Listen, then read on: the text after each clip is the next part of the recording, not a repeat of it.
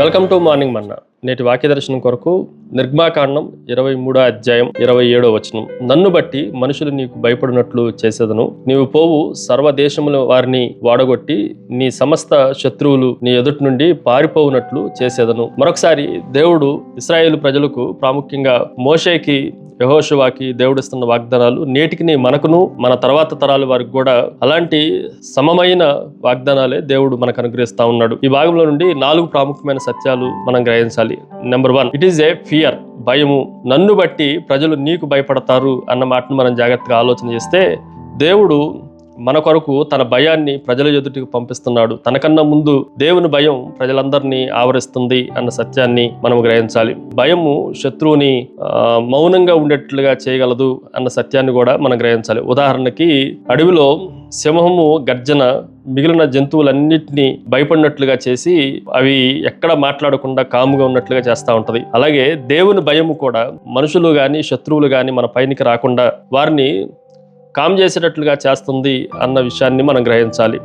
Number 2, it is A falling అన్న మాటను మనం జాగ్రత్తగా ఆలోచన చేస్తే, పడిపోవటము. ఎలా పడిపోతున్నారంటే వాడగొట్టి అన్న మాట ఈ వచనంలో మనకు కనిపిస్తా ఉంది. శత్రువులను వాడగొట్టడం దేవుని వశంలో ఉంది. కొన్నిసార్లు వారంతటా వారే పడిపోయేటట్లుగా దేవుడు తన సామర్థ్యాన్ని బట్టి చేయగలడు. ఏమీ చేయకుండా బోరలు ఊదుకుంటా 7 సార్లు ప్రదక్షిణ చేసినప్పుడు భయంకరంగా శక్తివంతమైన గోడలుగా పిలువబడుతున్న ఎరుకో గోడలు అవంతటా అవే పడిపోయినాయి. ఇది మానవుని యొక్క శక్తిలో లేదు కానీ దేవుని యొక్క సామర్థ్యం పైన ఈ వాటిమి అంత ఉంటుంది అన్న సత్యాన్ని మనం గ్రహించాలి. 3వ విషయాన్ని మీకు జ్ఞాపకం చేస్తాను. ఇట్ ఈజ్ ఏ ఫ్లీ, పారిపోవటం. శత్రువులు కూడా మన ఎదుటి నుండి పారిపోతున్నారు. ఈ మాటను కూడా మనం జాగ్రత్తగా ఆలోచన చేస్తే, ఓడిపోతున్న ఏ శత్రువులైనా తెలివిగా యుద్ధ భూమిలో ఉండరు. వారు ఖచ్చితంగా వెనకకి పారిపోతున్నట్లుగా, వెనకకి తిరిగి వెన్ను చూపించేసి వెనకకి పారిపోయేవారుగా కనిపిస్తా ఉన్నారు. అలాగే మన శత్రువులు కూడా, మనందరికీ కామన్గా శత్రువు అయిన సాతాను కూడా దేవుడు మన ఎదుటిలోనికి వచ్చినప్పుడు వాడు కూడా పారిపోతాడు. మీరు అపవాదిని ఎదిరించుడి, అప్పుడు వాడు మీ యొద్ద నుండి పారిపోవును అన్న మాటను మనం జాగ్రత్తగా ఆలోచన చేస్తే, దేవుడే వాడిని పారిపోయేటట్లుగా చేస్తున్నాడు అన్న సత్యాన్ని మనం గ్రహించాలి. Finally, it is a fight, పోరాడుట.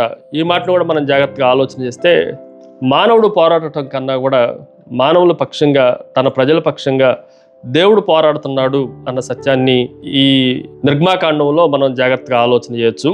చాలా సందర్భాల్లో మోషే గాని యెహోషువ గాని వారి పోరాటాలన్నీ, ఫైటింగ్ అంతా వారి పక్షంగా దేవుడే చేశాడు అన్న విషయాలు కూడా మనం జాగ్రత్తగా గ్రహించవచ్చు. మీరు ఊరకుండి చూడుడి, నేను యుద్ధం చేస్తాను అని చెప్పిన సందర్భాలు ఎన్నో మోషే జీవితంలో మనకు కనిపిస్తా ఉన్నాయి.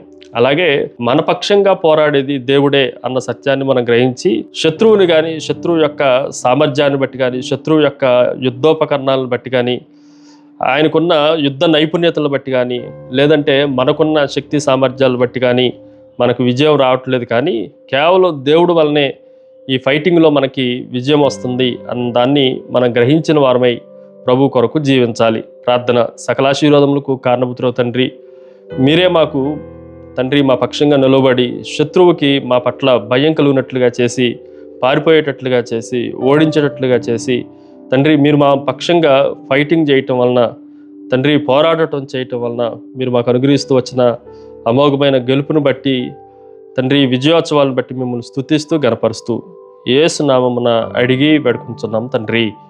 ఆమేన్. God bless you.